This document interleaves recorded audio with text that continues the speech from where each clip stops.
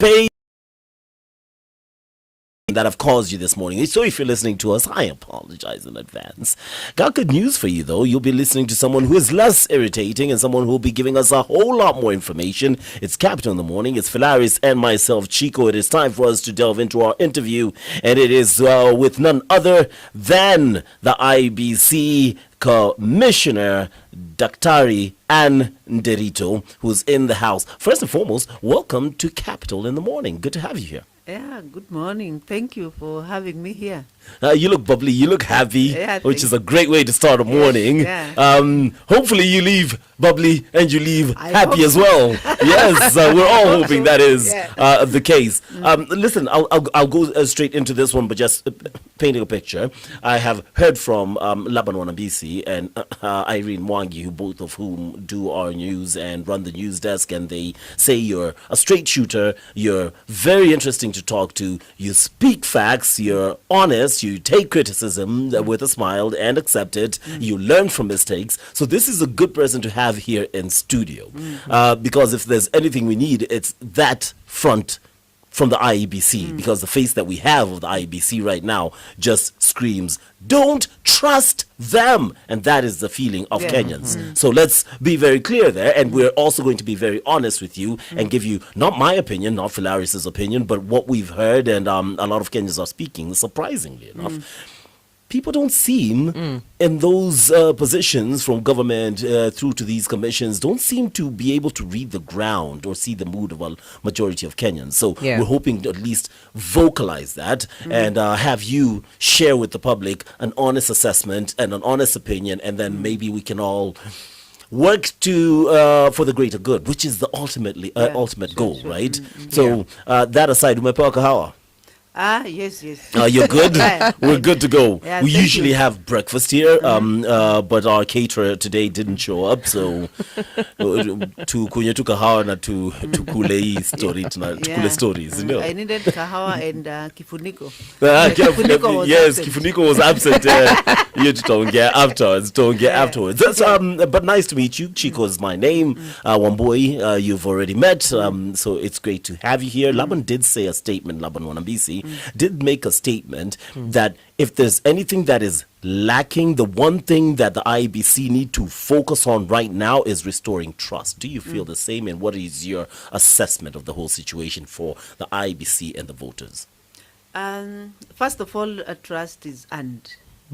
It's not just given. And that's why I'm here, and we are here to really assure Kenyans that we are going to earn it through our action, through our responses, and how we really will conduct ourselves going forward, and already what we are doing. And secondly, we have to come and explain ourselves. We are not going to run away from them.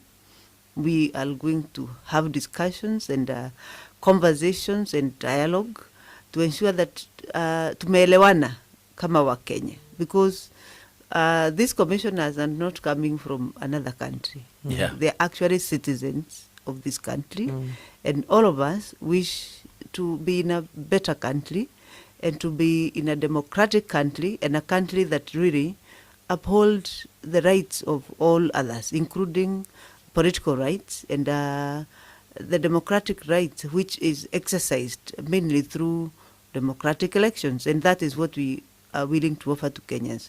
Democratic elections that are free, fair, verifiable, and peaceful.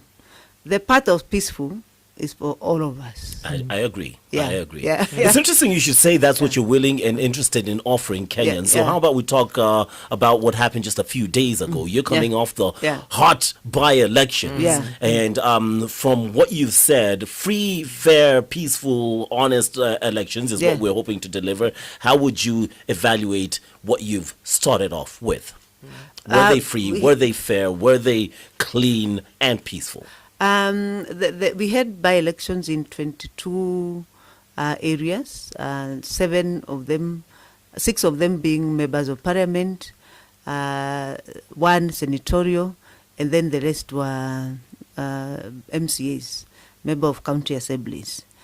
In all of them, it is important to note that 17 out of the 22, they were peaceful, smooth, everything went on very smoothly and very well. In the 5 or so areas, The hotly contested the area. hotly contested areas, technically speaking, and everything about our operations went on as planned. And the results demonstrated the will of the people. However, it is important to note, because we're having honest conversation, that in those 5 areas, we had an insurge of goons. We had a number of malpractice being perpetrated by our stakeholders. And part of those stakeholders, of course, are the politicians, the contestants themselves and their supporters, and also the citizen, who are also must also take responsibility from those areas. However, that did not interfere with the votes being counted and the will of the people to be known, because nobody interfered really technically with the operations of IEBC. But outside there, outside the polling station and outside there, when during campaign, there were a few issues that we all observed, which really we must address as a country and as IEBC, and work together to ensure that the next general election, such malpractice of goons and some public officers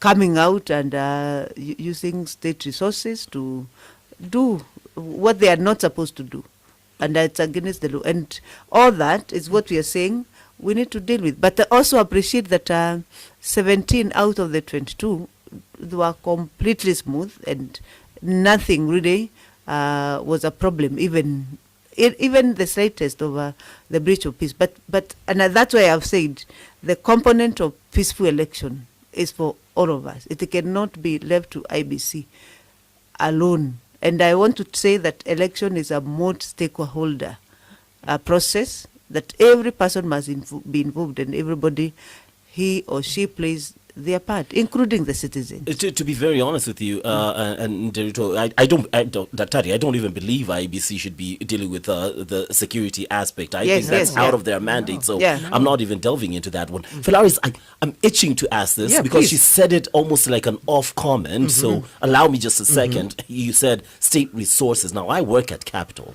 and the top dog in charge is Marianne, right? And if the funny thing about me is I'm one of the most stubborn people. I keep telling her, if your product is bad, I'll have to call it out. And I know it gets me into trouble most of the time, but I call it out. A situation where you've just said state resources were misused as well. We have seen videos, we have gotten accounts of police actually walking and protecting almost goons who were then causing drama at these polling stations. We've seen it in the Maandamano, we've seen it in these by-elections. The IEBC is known or accused of being under the government, president, handpicked. So it's almost like you guys owe him. How then are you going to be able to call them out?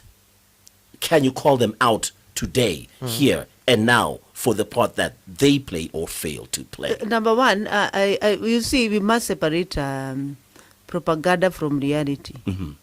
I do not think there's any of the commissioners, including the chairman, who is owned by any politician, whether they are in government or outside government.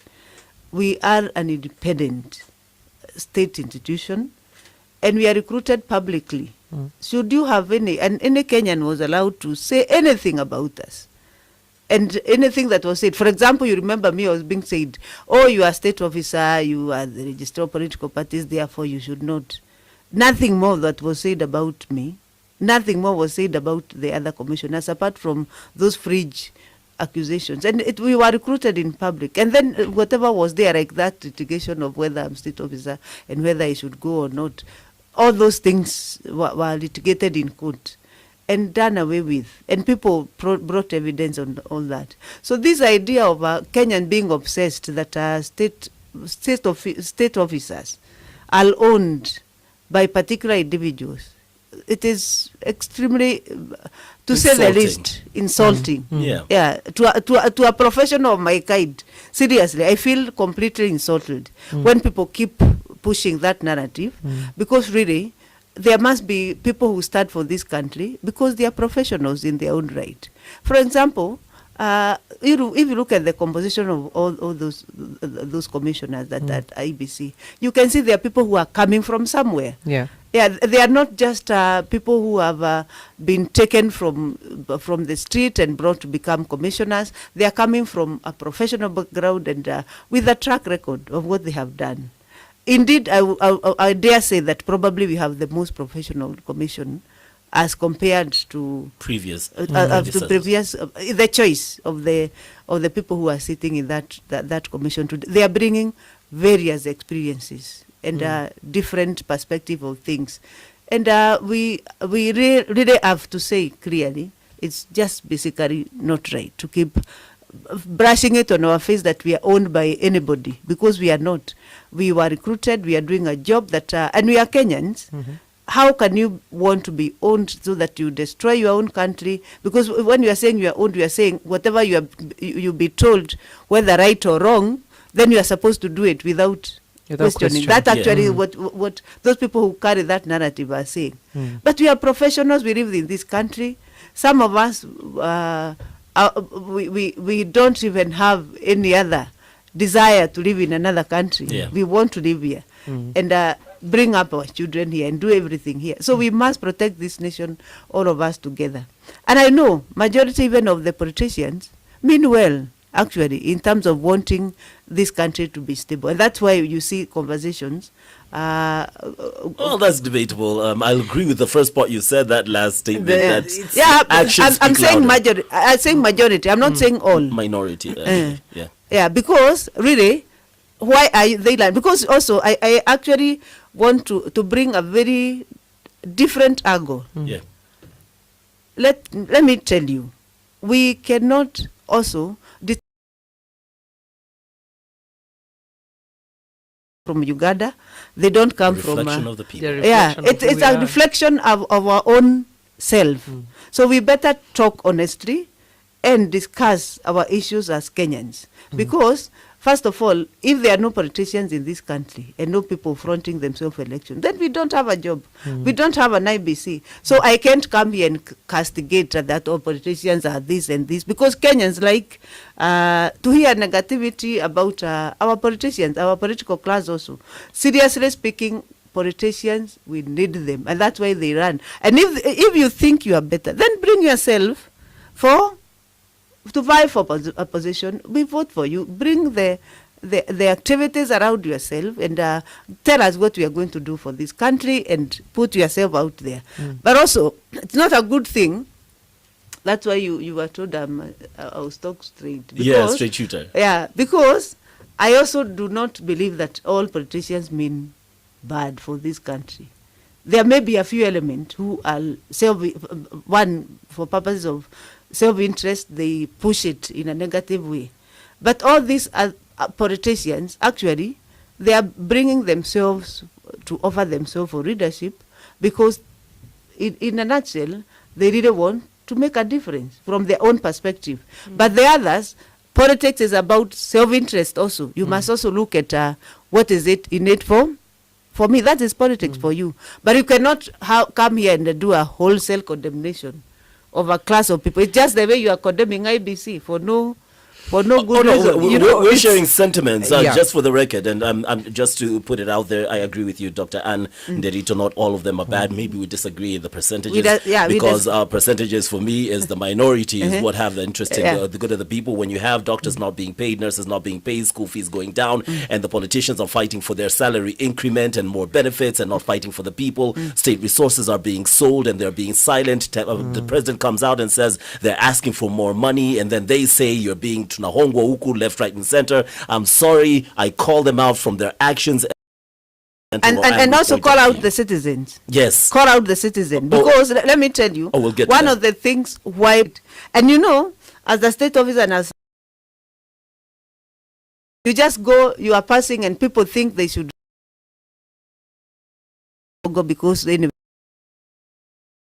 is what you also need to call out. From Fellaris, the you know, the problem with this is that she is right. The people are the problem. I'm right. The politicians are the problem. The question is, who came first, chicken or egg? Question that will be going on forever. Who came first? So yeah, chicken or egg? Who's the problem here? But Fellaris, go ahead. No, I want to shift the conversation back to the stakeholder engagement that was held yesterday. A number of things came out of it, which we really need to get into, because these answers, and I feel like some of them we kind of coasted through some of those issues, and there was fingers being pointed from the IEBC to the stakeholders, from the stakeholders who would be the electoral observers, from members of the press. But we all are trying to look for a solution to make sure that 2027 is a safe and a peaceful election, but also very credible. Now, I'm going to quote something that the chair said, which is, we need to ask ourselves as Kenyans, is IEBC the problem, or is there a problem somewhere else? That's a very loaded statement. What could he possibly be alluding to? Because he was giving this in the context of the goons that were seen present at a number of these across 22 regions. We did say 17 were very peaceful, but the other 5, but there's an English saying that says a chain is only as strong as its weakest link. So Kenyans will not look at the successful 17. We'll look at the 5, because those are the gaps we need to see. Back to the chair's statement. Very loaded. Sentiments on that? I think the first thing we must appreciate, we cannot hide our head in the sand, that there are some issues that need to be sorted before the general election 2027. And part of it is the manner in which the campaigns, for example, in those 5 regions, were conducted. The presence of goons, the presence of a bit of intimidation of voters. If you read the chair's statement, he also said that the very politicians that wanted to be voted for also intimidated voters. And how are the voters intimidated? If you hire goons and you come with goons and they have machetes, they are flashing all over, a sober person will say, let me stay away from voting. And that's, you can see the voter turnout was a bit low in some areas. We'll definitely come back to the conversation on apathy. On apathy. You see, part of the apathy is when people feel the environment is not safe. And making that environment safe is something we must actually work around. The Commission must collaborate with all the entities, including the security agencies, including the politicians and the candidates themselves. I think we also need to be very stern on breach. We monitor the breach of a code of conduct during the campaign period and during the general election. And I think that is what Chair was saying, that IBC operationally and everything and technically, everything can be right, and it was right in those by-elections, and everything was put on the table, and we are able to deliver materials in time. The poll officials were trained.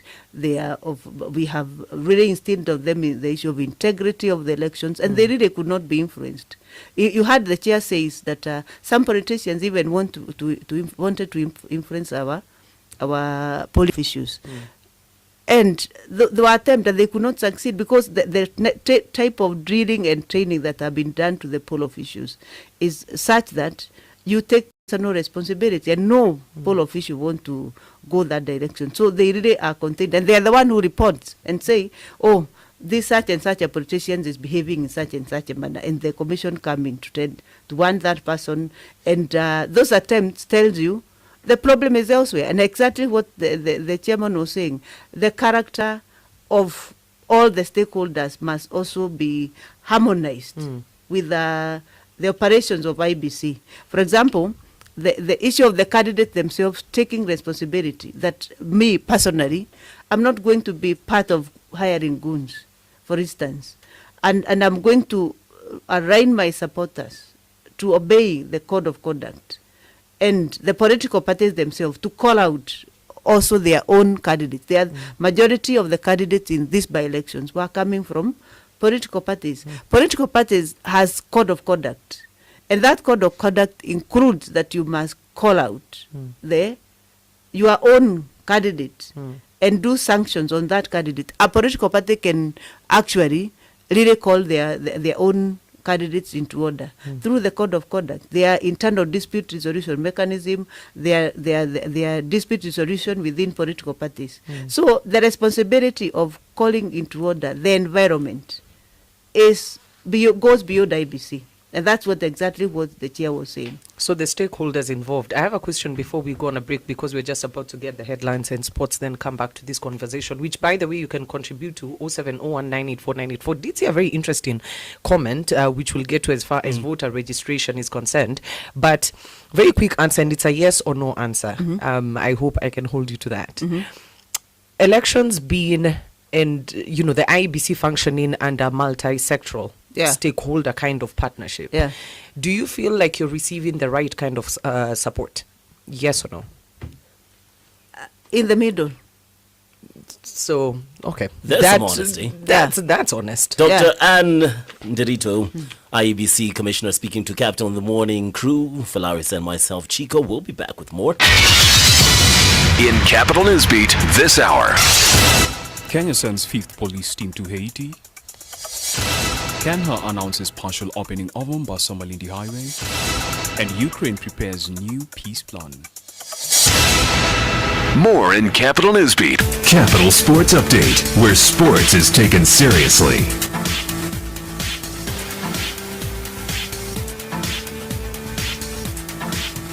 Okay, so good morning. Trying to sort things out here in just a second. Give me a second. There we go. And now, Kenya top lady golfer Naomi Wafula, hopes that her qualification for the Sunshine Golf Ladies Tour will inspire many more young girls in the country. Wafula says her historic qualification is an invaluable and groundbreaking moment for her and for women's golf as well. As Kenya's only female professional golfer, it means a lot to me. I've been working very hard, and I always want to motivate also other girls to always follow their dreams, even if it's not golf, to put your mind to it, to be positive, and you'll be able to achieve anything you want.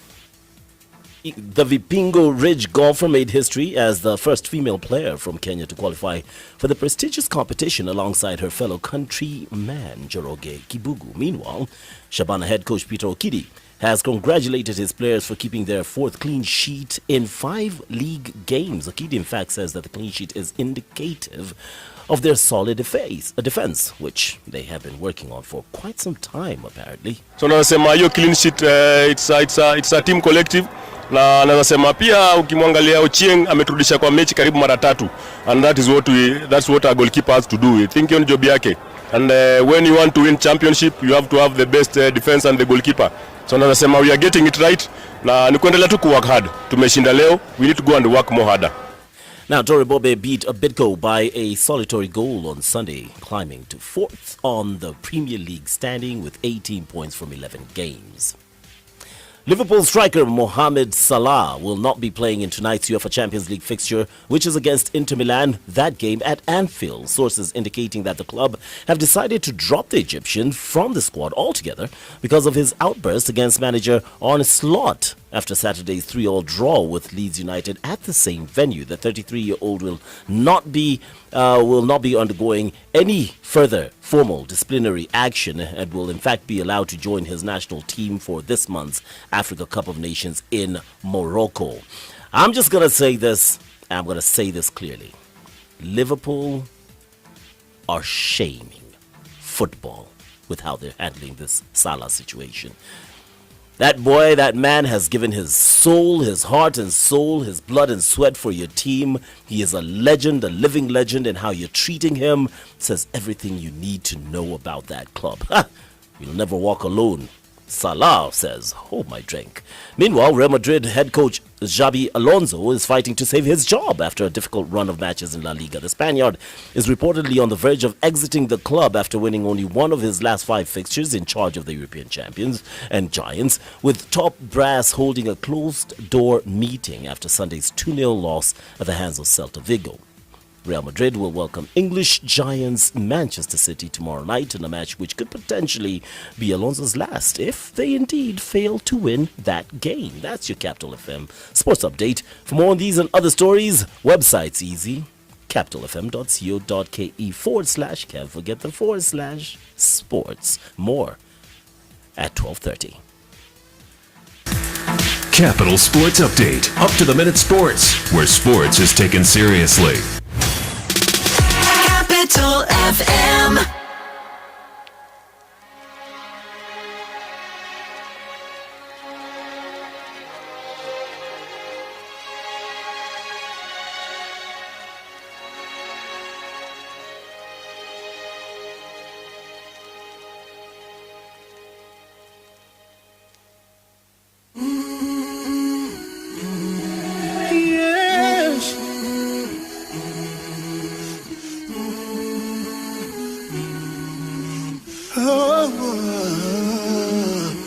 I leave the lights on, turn the sound up on my TV.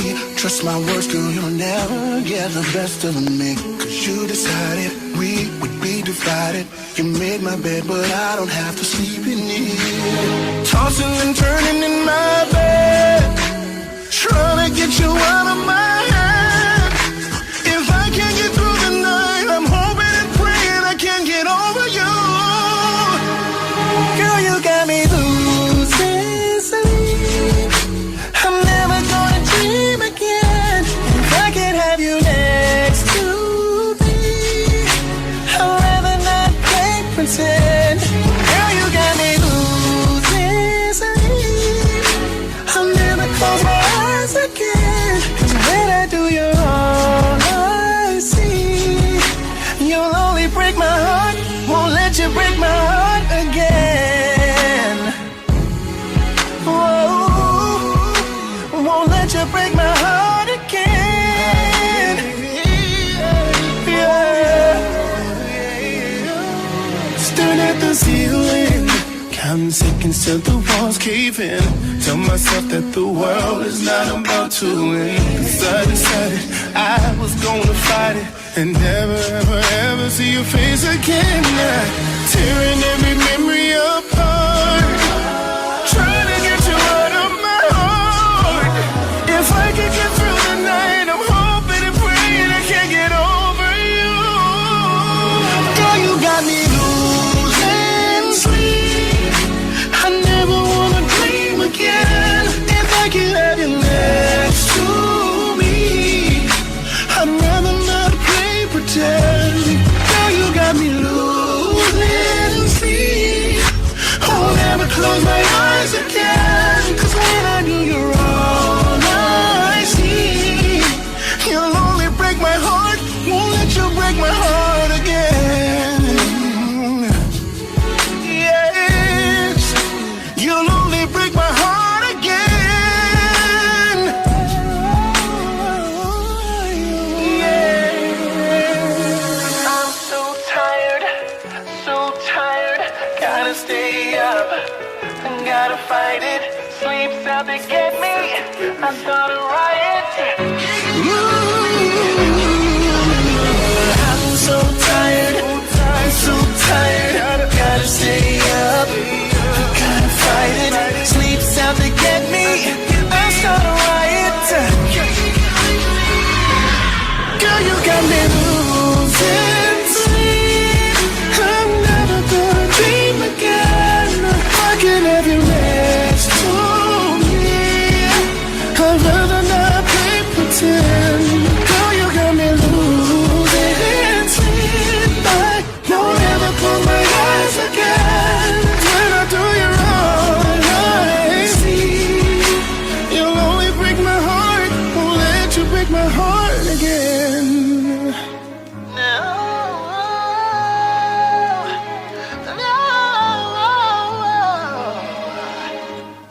As Boys to Men, losing sleep, something that the IEBC Commissioner Dr. Nderitu will not be doing, because she's here to tell you what she believes and why you should actually believe in this commission and have a bit of trust and respect for them. Not because they're claiming to be great people, but because they are claiming that they will follow the rule of law, which is the most important thing. So now that that's done, we will be delving, as Fellaris pointed out, into voter apathy, which is key. But just a quick one. We are both in agreement that there's a lot of distrust that is going on. IEBC is well aware of that. What steps are we taking to bring about that trust? You said it's earned. What's the process that you've decided as a commission to follow in order to earn that trust? First of all, I think we have this conversation off here that trust issues of IBC are more historical than current. They are just transferred from one commission, copy pasted from one commission to another, and then the citizen, the critic, start looking for issues to fix, so that when you make a move, then we just tick a box. Yes, we said we cannot trust them. This is it. But you also must know that elections is a complex activities. Indeed, I can only compare elections like going to war in terms of logistical preparation and all that, and what you need to really put in place. So I think the issue of earning trust is in 3 levels. Number 1, following the law, the conduct of the commission in terms of lawfulness, how we shall follow the law in implementation of the mandate of IBC. Number 2, we must be able to explain ourselves and communicate to the people. It's one thing to do very good things and what you are cooking and what you are doing. If you are unable to communicate what you are doing, that is how trust issues come about. Because, for example, the relationship between IBC and the citizen is that we are only facilitating an election. Elections belong to the people. For that reason, then we must take election to the people. For the Kenyans to understand it, for the Kenyans to be mobilized to see what exactly IBC is doing. So communication of our activities and what we are doing is very, very important, because that is what will actually minimize trust. Just like in a marriage. When you are married and you don't communicate, even if I come and pick this cup and put it here, I always lead something, because I never communicated why I moved this cup from this to here. And then trust issues now come.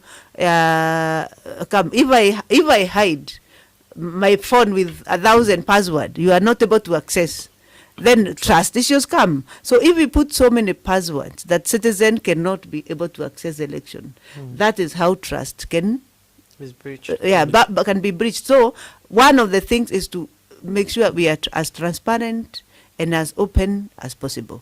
Even when we make mistakes, we own them publicly and we say, here, there's an issue, we could have done better. Like now, from the by-election, we have some lessons learned, probably the misses, and what we could have done better. So those are the lessons. And we learned also so much from the citizens yesterday when we engaged in this particular forum.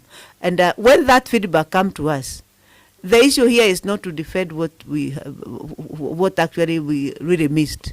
The issue here is to embrace feedback and be able to improve our processes and move forward. And then explain, like we did yesterday, some misconceptions that really are out there. Explain and dispel misinformation and propaganda and bring them down, and mask the people who are really doing those things that really want to paint the commission in bad light. Because if we do not have credible commission and if we continue distrusting our own commission, then every move we make then becomes a problem. And finally, that distrust is translated to breach of peace. And that's why Kenyans must by all means give us the grace to be able to work in the space we have just entered. It's 3 months ago, and we show them what we are expected to do and how we are supposed to do it, and explaining to them. And we expect Kenyans to give us criticism, feedback, and then we address them. But blanketing, just saying we cannot trust you, and there's nothing we have done. And what we have done, we have been able to explain, and we have been able to do it transparently. Then it is not fair. It's also not fair to this country, because we are state officer for this country. Dr. Nderitu, a quick one. What lessons have you learned from the by-elections? First of all, lessons? I think one of the key lessons that we have learned in the by-election is monitoring the campaign in a better way, monitoring the political campaign and ensuring that campaign schedules are being followed by the respective candidates, because some of the breach of peace came as a result of non-compliance to the campaign schedule. And that's how you saw, like in Kaspul, the reason why we really had to step into that matter is that some two candidates decide to crash, and they are supposed to come in a campaign venue that was not approved by IBC. They had given another different venue where they shall be. Then they come and converge, both of them, in a venue that was not allowed. And then what happens? The supporters crash. And then it resort to the death of Kenyans and people getting hurt. That is very, very, extremely for me, that was very sad. Because for whatever reason, no Kenyan should die because there's an election. There's a question, rather feedback, that's coming through our WhatsApp line, and this is coming from JF saying, good morning, Chiko and Fellaris. I have a question specifically on Chapter 6. We have seen people with questionable backgrounds being cleared to vie for various positions. What can IEBC do to stop this? And second question is, in the recent elections, we saw cabinet secretaries campaigning for candidates, and that's illegal, by the way. Unconstitutional. It's very unconstitutional. So much as, yes, IEBC is the figure at the middle, all of these multi-sectoral stakeholders do bring in the whole cocktail of chaos that unfortunately becomes a headache for the IEBC. Yeah. So how then do we mitigate that? Yeah. First of all, let me first address the issue of clearance of candidates. When you are clearing a candidate, we call it in IBC language and in Electoral Act language, we call it registration of candidates. When you are registering a candidate, there are certain requirements he's supposed to bring. First of all, he's supposed to fill in the nomination forms, and he's supposed to bring his documentation of identification. He's supposed to get certain clearances. Part of that clearance is clearance from EACC, from DCI, from HELB, all those clearances. Just like when you are looking for a government job, those are the issues you go through. The part of clearance of especially for the past of this person depend on the institutions that have that mandate. IBC have no mandate to really comment on the integrity of a person. We rely on EACC, another institution, to give us feedback, and that type of feedback is just to tell us, for example, this person is already convicted. That's the only thing that can prevent us from clearing a candidate, legally speaking. Constitution, you can only stop from clearing a candidate if a person have been convicted and jailed for more than 6 months. The rest of it, people will have cases in court, they have been accused, and you are not guilty unless proven. So it is the onus of this person to prove to us that actually he has not been convicted. And the EACC just give a self-declaration form, and you all know it's a self-declaration form you fill, then it is taken to EACC, then they stamp.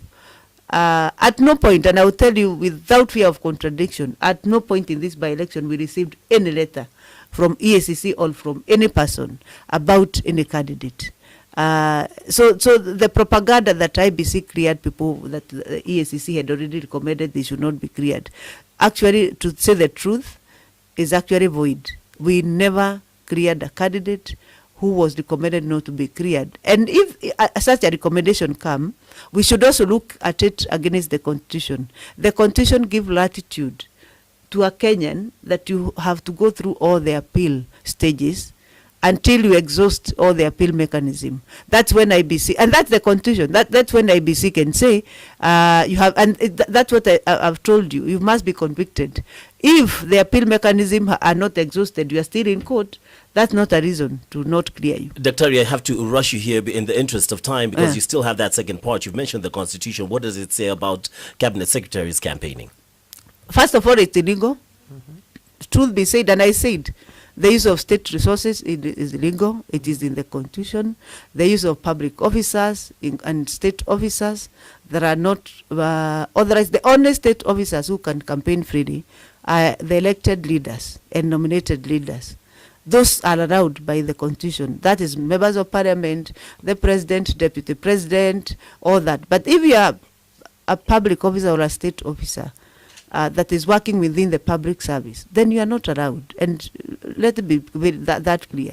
So if you are cabinet secretary, if you are PS, if you are a public officer working in county government, really, that is a no-go zone. And we condemned. IEBC came out and condemned the use of state resources, the uses of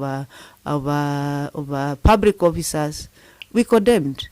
Governors, deputy governors, those ones are allowed by law to do the campaign. But they should not come along with their public officers that work within those institutions.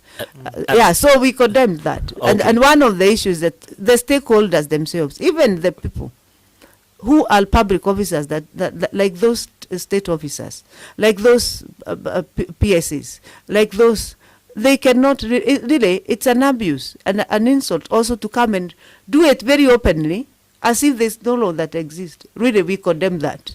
IEBC Commissioner Dr. Nderitu, and we have two questions that I'd really like us to delve into. First, obviously tallying. Apart from everything else, when it comes to tallying, there is where another bone of contention comes in. We recently heard Okiya Omtata and his opinion on how tallying should be done and where we should start counting the votes, and the IEBC Commission shouldn't be allowed to do this. I'd like your thoughts on that, but before that, how about you tell us about the 2027 elections, less than 2 years away, right? So we're wondering, where are we as the IEBC Commission? How do you rate your stand? Are we prepared enough? Are we on track?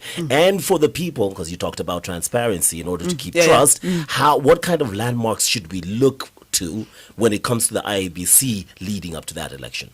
The first thing, first of all, I want to say we are on progress in the process of preparing for the 2027 general election. The following activities are happening. First of all, it's legal reforms. We're in the process of tying up a few of the issues, and I'm thinking by early next year. Indeed, today, when I leave here, we are going to look at some of the legal proposals that we are proposing. We are sitting down to look at those proposals. So legal reforms is very important, and it's ongoing. Two, we are looking at procurement issues, because sometimes what pull us backward is rate procurement. So we are really eager and negotiating with the institutions of government, like the National Treasury, to release some of the money in advance, which they are cooperating very well. We are working together so that we are able to start some of the procurements that can be a problem moving towards the general election. We are also doing voter registration. And you can see, although we are doing it at the constituency level, sooner or later in the beginning of next year, we are going to open it for what we are calling the enhanced voter registration, which we are going to take to the ward level, to the polling station level. We are going to employ clerks to go around for a few months so that we capture. You know, we have a target of 6.8 before the general election, so we expect to do several mass voter registration. Do you have the numbers as of now, since we started the registration? We have around 148. What was the target for this one? Yeah, up to now we have around 148 against a target of 6.8 million. But you said they'll be in different pushes, right? Yeah, so, we shall have different mass, what we call mass voter registration, or enhanced continuous voter registration, where we take the kids to the people, we go to the market, we actually do get you where you are. 148, you said? 148,000. Would you say that's a win compared to the target for this part, or would you... No, we're comparing it to 6 million, but ultimately it's coming in tranches. Yeah, it's something, but I don't think it's... Kenyans have done well. They have not done very well in terms of coming out. Good. Yeah, really, we expected more. We expected more, especially the Gen Z. We really expected that they'll come out, because like the conversation has been, the vote is what can change your country. You can do everything else, but your vote is your voice. It's your weapon. So we expected the young people who were on the street talking about reforms, talking about change, that they will come and register so that through their vote, they can have their voice. And they can, and yesterday, one of our commissioners was giving statistics about the demographics of this country. And the voting population, people who are eligible and already registered, eligible to vote, 57% of all those eligible to vote are young people, are below the age of 35. Meaning, if these young people come and register, all of them, they have their voice. They can say the type of leaders they want to govern the country. So in a nutshell, that is the preparation, the voter registration, preparing materials, of course, sooner or later hiring the staff and the gaps where we have gaps and all that. So we are really on top gear for preparation. It's very interesting that we touch on the numbers, 148,000, and seeing the sentiments coming from the chair yesterday saying that voter apathy is a growing problem and it needs urgent attention. Now, voter apathy, of course, now drags into the whole registration process. I need your comments on how exactly is IEBC going to help address the apathy issue? It's one thing to talk about it. It's another to try and do something about it. I mean, civic education being one of the key things that ought to be done at grassroots level and meeting the young people where they are, the internet, different points of influence. Did see a comment coming in through our WhatsApp line saying that, hey, how about using supermarkets, for example, as an avenue to register voters? Because, again, we are meeting the people where they are. But I want to come back to the question of apathy. What is the commission or the body of IEBC looking to do towards that? The first thing is to understand why the apathy. I think we need to do a research. We have a research department to really get informed, and especially looking at the by-election. We are conducting a research. We conduct a research within the by-election areas to really find out why did they not come out to vote. And part of it is understanding also the demographics that voted. For example, from the face value, from the lines and all that, you can see the older people came out, and majority of those older people who came out to vote were women. What is it that women are feeling like they want to come and vote? The young people and the younger men are not. Even some men, majority of the men actually. This looking, I'm saying it's not research based. It's looking at the face value from the lines, and I participated in the by-election, visited several polling stations. You could see that people who are lining up are older women above the age of 50 or 45 and above. So you can see. So to understand what within these demographics, why are they not coming out? After that, we need to have a robust voter education. And voter education and civic engagement is not for IBC alone. It includes Capital FM. It includes any other person who is interested in the welfare of this nation, so that we mobilize each other into realizing that democracy is sustained through the vote. And people must come out and vote and express their will. Otherwise, those people who don't register and don't come out to vote and later come to complain are really doing a lot of injustice to this country. So we should own our country, and we should be proud that we are Kenyan. And for that, then we exercise our democratic right. You lived in other countries, you said. Yeah. We have a very great country here. Beautiful. Yeah, beautiful, Yeah. Great people. A country that you can wake up and speak whatever you want, freedom of expression, and you are going to do all that and go and sleep. Right now, all the things that we are saying here, nobody can. We have such a free country, and we have such good laws, and we have such good people. Kenyans are vibrant; they are very good. So why can't we not also be proud of our country instead of criticizing our country throughout and then not acting to make it as democratic? And as place to be. And as the best place to be. Absolutely. Agree with Dr. Nderitu.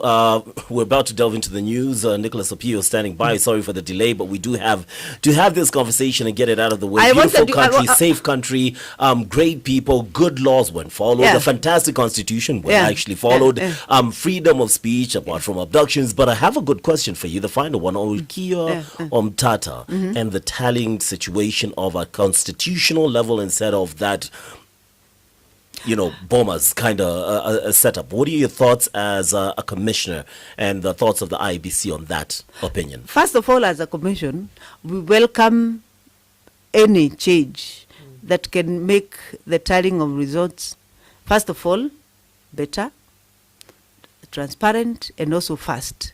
The speed at which that tallying can be done and result be announced and as transparent as possible. The Constitution also demands that an election result must be verifiable. So within the parameters of simple, verifiable, accurate, as provided for in Article 81 of the Constitution, verifiable, accurate, transparent, and fast. Because what is the concern of this commission is that there should be speed. We don't want further delay that we finish more time and then tension build because results have not been announced. We want the result to be announced as fast as is practically possible. So any change that gravitates us towards that then it should be verifiable, it's welcome. But I want you to put in perspective what is happening, what happens currently. Then, because we want to understand each other with Omtata and others, what need to be fixed. Because as we speak today, results at the polling stations are final. Nobody. The form that 4A, for example, for presidential, is sacred. Nobody can actually alter what the presiding officer put in that form. You can only record errors, and you say these errors occurred, and these are forms that we use to record errors. Secondly, all those results, as we speak now, even in that general election, they are all tallied at the constituency level. And at the constituency level, the tallying form that 4B is filled, is populated. So we have results of that constituency. And indeed, before the returning officer of that constituency leaves that tallying center of the constituency, he announces those results. Then after that, he proceeds to Bomas to bring those results for collation, not for tallying. It's actually collation because you are collating what actually have been done for two things, collating and also verification. Yes. Yeah, because the Constitution demands that we must verify results. I am wondering, in the right of all that and the Constitution and all that, and given that results, contrary, I've been in Bomas for 4 elections, and contrary to what people say, there's no result that can be altered. In Bomas. So we only collate and verify against from that 4As. Those from that 4As are usually in the public domain. Like in that selection, they were in a portal. So if there's any alteration, we are able to see. And then we come and make from that 4C. Then from that 4C, now is what the chairman will use to do 2 things. Number 1, calculate whether the candidate or the winner of that elections have met 25% in more than half of the counties. 2, he must also meet the 50+1. And then, of course, after confirming all that and using the formula, then he now can announce the results. So the question, and as I finish, is what Omtata and team want done is that results at the constituency are announced. So we want to understand then who determined 50+1, because they must be collated somewhere to determine 50+1 and the 25%, and somebody must declare results. Then who is this person who declares? That's the gap. But any improvement to make the result final at that, even at others are even saying at the county, they are tallying at the constituency now report to the counties, and then the counties also tally those results, and then now from there, that's what I'm wondering, and that is the understanding we want to get. From there, who is this then person? There's no Bomas, there's nothing like any national tallying center, as they say. Then who is this person who really tallies those results and announces them? That's the question we want to get answered. Well, I'm sure he's available to answer those questions, and if you don't have his number, I can hook you up with that call. Oh, he's my friend. There we go. So it's a question that you should be answered to him, directly to you. We can have a conversation. Mheshimiwa, you've already heard Dr. Nderitu asking you to give her a call, perhaps, and give her get that answer. Meanwhile, when you're doing your research, a very good research asset that we have here, Laban Wanambisi, perhaps the commission could have a chat with him. Yeah. He has some form of understanding why there's voter apathy, or can weigh in, especially when it comes to the Gen Z section. So I would encourage the IEBC to borrow, and we call upon those Gen Z. borrow him, We not can take borrow, him. yeah. Borrow him. We borrow him. We We kind can of borrow love him him. around here. Susan is here. Yeah, we kind of love him around here. It's Capsule in the Morning, Fellaris and Chiko. Apologies for the delay. It's a request hour, 2000s. Before then, though.